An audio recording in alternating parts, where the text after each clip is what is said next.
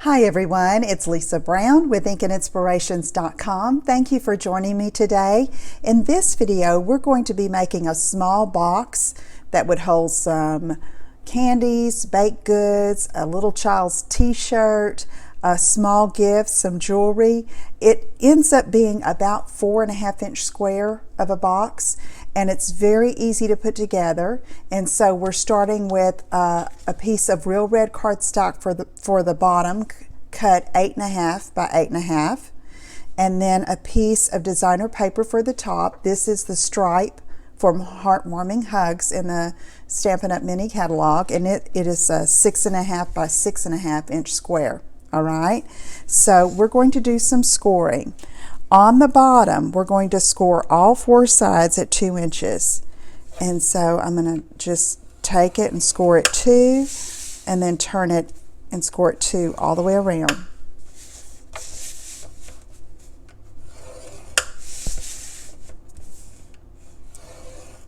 Okay, while we have the Simply Scored here, we're going to go ahead and do the top. And so for this, I find it'll make the box fit a little easier, the lid, if you shim over here on the left side of your Simply Scored. And you could use a smaller piece of cardstock, but on these you're going to, in fact, let me get something smaller here. Let's do this.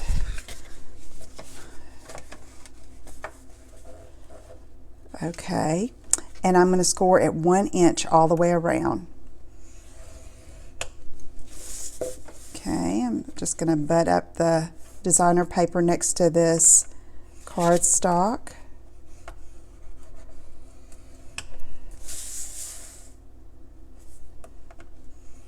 One inch all the way around. And this just gives a little bit better fit for the top of the box when you're working with these squares. Okay, let's get this out of the way. And I probably could design a small piece that I could keep with my Simply Scored all the time and be a little bit easier, but you know, that works too. Just using a piece of cardstock. All right, so now I've folded on all the score lines. Now I'm going to give it a good crease with a bone folder.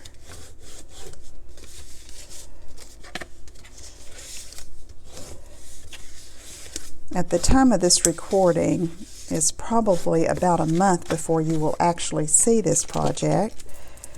And I have been creating and recording and having so much fun so that I have plenty to share with you while I'm visiting family.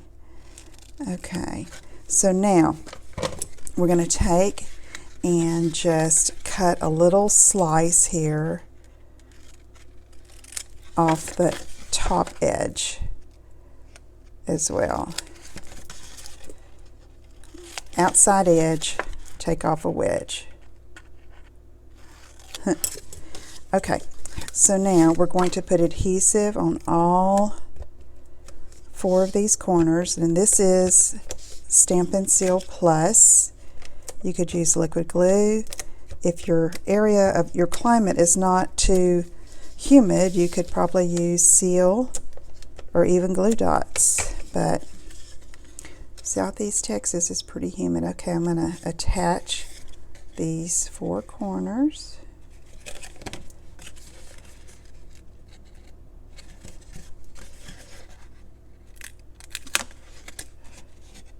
All right, there's our lid. Now let's do the box bottom. Again, these were 2-inch scores for the box bottom, and I used regular cardstock. You could use cardstock for the lid as well. I love using the designer paper though, because it's just like instant glam, you know, so pretty with our designer papers. Okay, cut up, and I'm going to slice a wedge.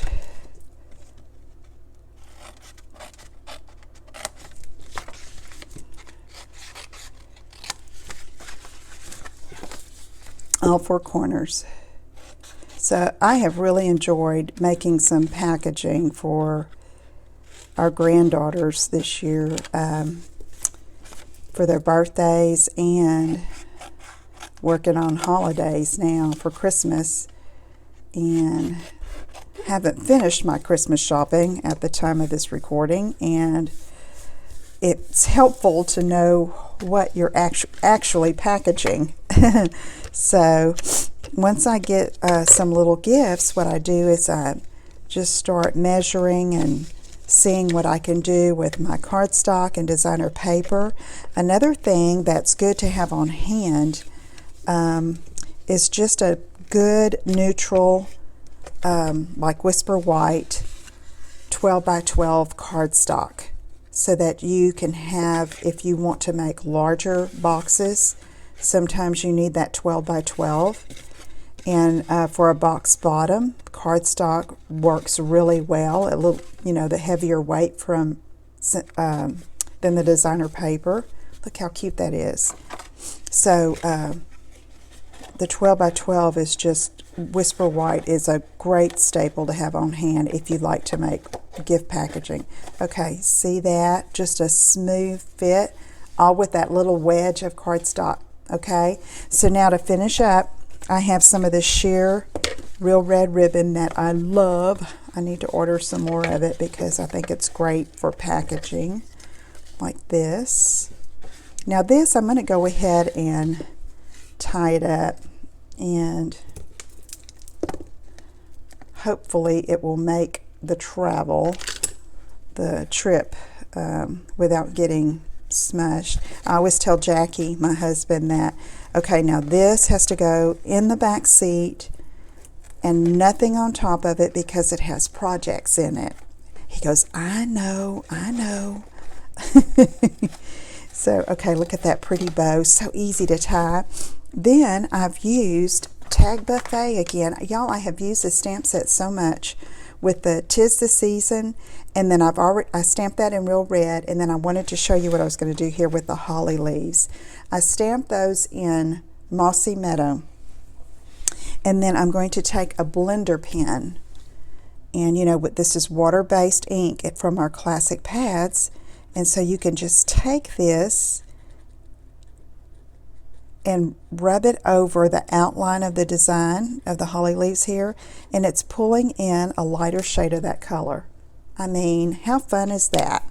And for the berries, instead of stamping them, I am using red rhinestones. These are also from the annual catalog. I keep a stock of them because who doesn't need red rhinestones on their projects, right? Okay, I'm going to do like a little three berry cluster here. Okay, and then I've just looped some linen thread through the top, and I have left these two ends long here so that I can slip it through and tie it on, and then it'll just kind of dangle, and you can adjust it where you want it to be on your red ribbon here, or whatever ribbon you decide to choose. I'm going to cut off the little tails, and then you can write the recipient's name on the back. Okay, I hope you'll give that a try. A great little box, about 4.5-inch square. Look, pretty deep. Okay, let's see how deep that is. 2 inches, okay? 2 inches, because we had that 2-inch score on the bottom. Okay, let me know if you have questions or if I can help you with anything. Have a great day. Bye-bye.